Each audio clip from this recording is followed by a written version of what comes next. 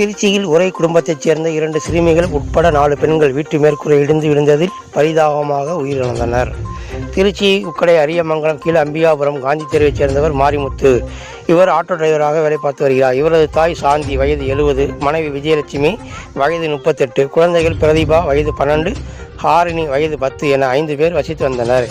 இந்நிலையில் மாரிமுத்து தங்கை கணவர் சென்னையில் இறந்துவிட்டதால் அந்த துக்க நிகழ்ச்சிக்காக மாரிமுத்து நேற்று சென்னை சென்று விட்டதாக கூறப்படுகிறது.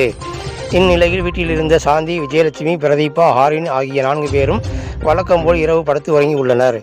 இந்நிலையில் 1972ஆம் ஆண்டு கட்டப்பட்ட அவர்களது வீட்டின் மேற்கூரை திடீரென இடிந்து விழுந்தது. இதில் ஈடுபாடுகளில் சிக்கிய சாந்தி, விஜயலட்சுமி, பிரதீபா, ஹாரினி ஆகிய 4 பேரும் சம்பவ இடத்திலே பலியாகி உள்ளனர்.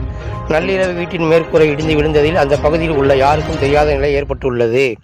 இந்நிலையில் இன்று அதிகாலை உடனடியாக வந்து சேர்ந்த பெண் தனது வீட்டின் மாடிக்கு சென்றபோது வீட்டின் மேற்கூரை யதார்த்தமாக வந்துள்ளார். அதன் அடிப்படையில் இல்லாதது அதன் அடிப்படையில் சம்பவ இடத்திற்கு அரியமங்கலம் இன்ஸ்பெக்டர் திருவானந்தம் தலைமையிலான போலீசார் விரைந்து வந்து பார்வையிட்டதோடு உடனடியாக தீயணைப்புத்துறையினருக்கு தகவல் கொடுத்துள்ளனர். அதன் அடிப்படையில் சம்பவ இடத்திற்கு விரைந்து வந்த தீயணைப்புத்துறையினர் ஈடுபாடுகளில் சிக்கி இறந்து கிடந்த 4 பேர்களின் உடல்களையும் மீட்டு பிரேத பரிசோதனைக்காக திருச்சி அரசு மருத்துவமனைக்கு அனுப்பி வைத்தனர்.